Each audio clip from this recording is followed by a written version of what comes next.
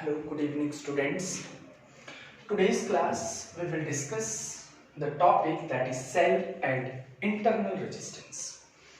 यानी कि अब हमें यहाँ पर ये समझना पड़ेगा कि आखिर सेल है क्या, है ना, क्योंकि पूरे इलेक्ट्रिसिटी में हम लोग पोटेंशियल डिफरेंस प्रोवाइड कर रहे हैं, एक करंट प्रोवाइड कर रहे हैं किसी भी सर्किट को, तो आखिर वो कहाँ से प्रोड्यूस हो रहा है और कौन दे रहा है।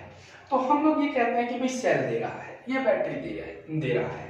तो जो सेल और बैटरी दे रहा है तो आखिर सेल के अंदर कहाँ से एनर्जी आ रही है ना, कौन उसको करंट वोल्टेज प्रोवाइड कर रहा है। तो आज हम इसी टॉपिक को डिस्कस करते हैं और पूरे डिटेल में पढ़ने की कोशिश करते हैं कि आखिर सेल है क्या। तो सेल एक ऐसा डिवाइस है, it is a device which use chemical energy into electrical energy। यानी कि ये एक ऐसा डिवाइस है जो केमिकल एनर्जी को इलेक्ट्रिकल एनर्जी के फॉर्म में कन्वर्ट कर देता है। अब केमिकल एनर्जी कौन सा केमिकल एनर्जी, तो जब आप कोई सेल खरीद के लेके आते हैं मार्केट से खरीद के, देखिए आप कोई बैटरी ले आइए, चलिए निप्पो बैटरी का एग्जांपल ले लेते हैं, जो घड़ी के अंदर जो बैटरी लगी हुई होती है या जो सेल लगी हुई होती है, वो इसके अंदर जो सेल लगी हुई है, आप ये खरीद के लेके आइए और उसको मतलब उसके जो आउटर लेयर है उसको हटाओ, you will see some powder inside it.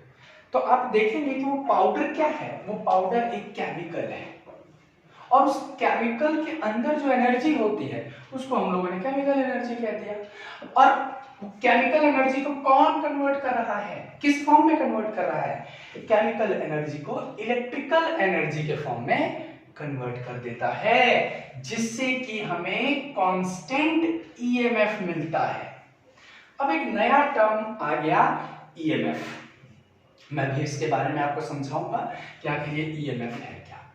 ठीक है, ईएमएफ की फुल फॉर्म होती है इलेक्ट्रोमोटिव फोर्स। इलेक्ट्रोमोटिव फोर्स, ठीक है। तो ये कांस्टेंट ईएमएफ प्रोवाइड करता है लेकिन करंट कांस्टेंट प्रोवाइड नहीं करता। नाउ ये दो चीजों पर विशेष ध्यान रखेंगे कि it provide constant EMF but not constant current. अब यहां पर एक आपके सामने एक डायग्राम बना हुआ है, इस डायग्राम ये रिप्रेजेंट करता है कि ये सेल है आपका, ये this part is a cell. कैसे, देखिए हमने दो इलेक्ट्रोड्स लगा दिए। सेल के अंदर बेटा दो चीजें होती हैं, नंबर वन एक होता है इलेक्ट्रोड और दूसरा होता है आपका इलेक्ट्रोलाइट।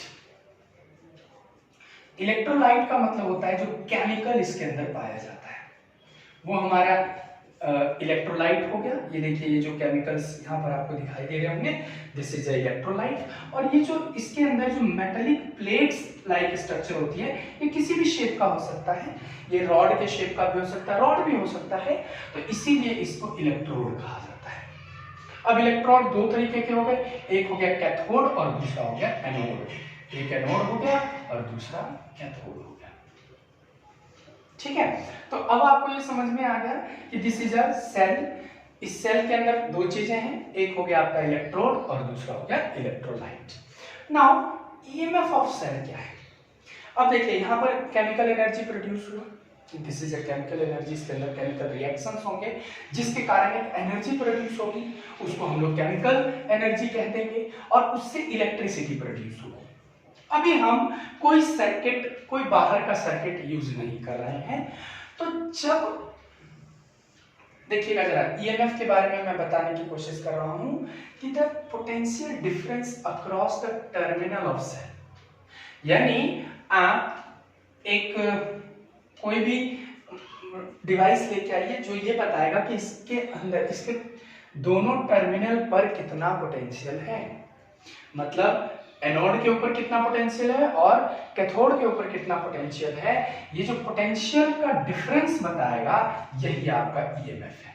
यानी total energy, total electrical potential inside the cell when there is no current, when there is no supply of current. यानी आपने करंट की सप्लाई नहीं दी, आप सिर्फ इलेक्ट्रोड, दोनों इलेक्ट्रोड के बीच का पोटेंशियल मेजर करना चाहते हैं कि इन दोनों के बीच का कितना पोटेंशियल है, वही आपका ईएमएफ कहलाता है। लेकिन जैसे ही आप कोई एक्सटर्नल सोर्स लगा देते हैं और वो एक्सटर्नल सोर्स करंट को लेना स्टार्ट कर देता है, करंट यूटिलाइज करना स्टार्ट कर देता है, तो अब वही ईएमएफ कन्वर्ट हो जाता है पोटेंशियल डिफरेंस में।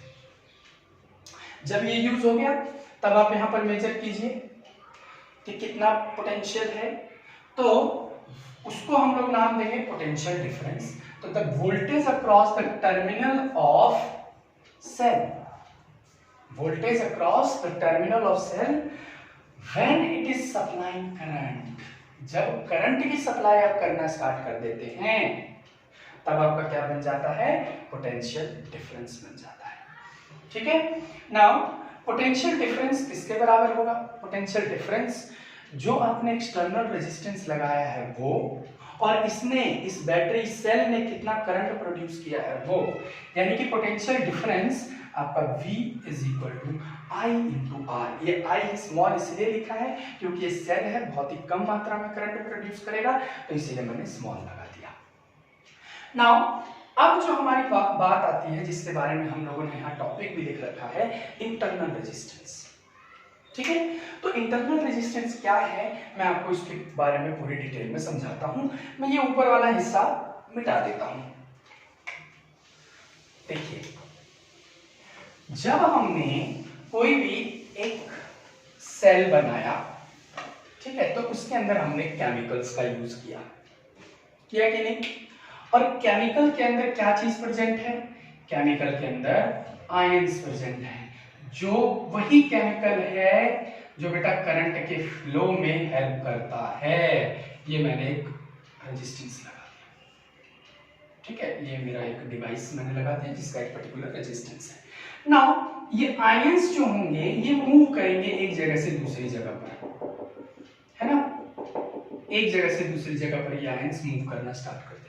अब एक आयन दूसरे आयन से टकराएगा तो मतलब जो एक्चुअल करंट होना चाहिए, अगर इसके बीच में कोई रुकावट ना हो, मतलब ये आयंस अगर मूव ना, मतलब कोई इनके बीच में रुकावट ही ना हो, ठीक है, तो ये आयंस इधर चला जाएगा, दूसरा आयन इधर चला आएगा, तो यहां तो कोई रेजिस्टेंस बना ही नहीं। तो जो सेल के अंदर रेजिस्टेंस होता है जो अपोज करता है, देखिए,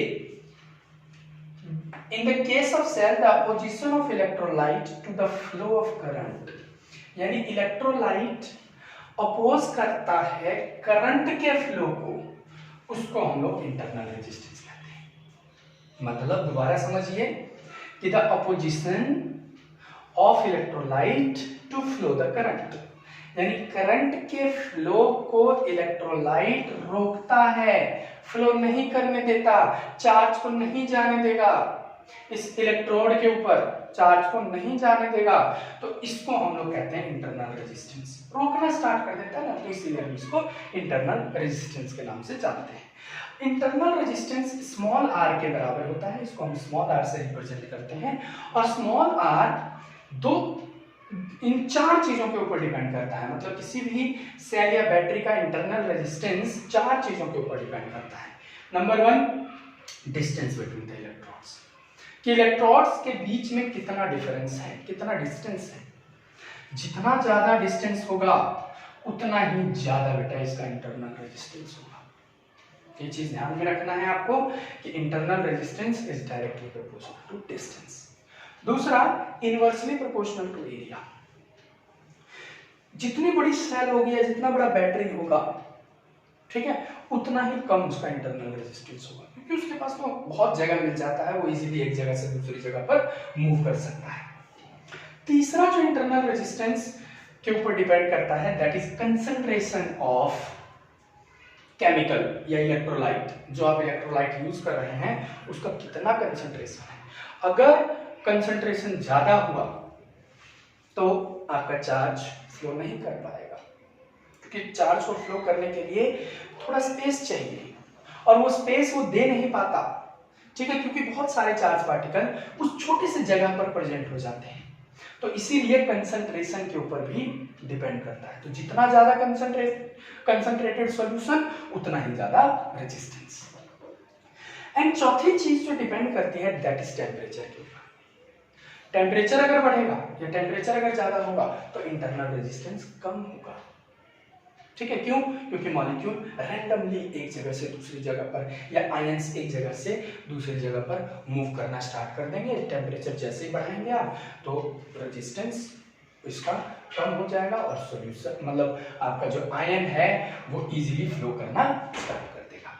ठीक है, तो इन चार चीजों के ऊपर आपका डिपेंड करता है इंटरनल रेजिस्टेंस। तो ये चीज ध्यान में रखना है आपको कि इंटरनल रेजिस्टेंस जब भी वर्ड आ जाए तो इंटरनल रेजिस्टेंस सेल या बैटरी के अंदर होता है। एक्सटर्नल रेजिस्टेंस जो होता है वो बेटा सेल और बैटरी से बाहर का जो हम कोई रेजिस्टेंस लगा देते हैं उसको हम लोग एक्सटर्नल रेजिस्टेंस के नाम से जानते हैं। अब अगर एक सेल आइडियल तभी कहलाएगा जब उस सेल के अंदर कोई इंटरनल रेजिस्टेंस ना हो, जो कि हालांकि पॉसिबल नहीं है क्योंकि आयंस तो होंगे ही, मूव करेंगे ही। आइडियल तो वर्ड ही बेटा हम लोग सुपर मतलब ये मान के चलते हैं कि ऐसा एग्जिस्ट कर सकता है, लेकिन एक्चुअल में अभी तक है नहीं। ठीक है, तो एक आइडियल सेल वही होगा जिसका इंटरनल रेजिस्टेंस 0 होगा। ठीक है, चलिए अब आगे और हम पढ़ने की कोशिश करते हैं।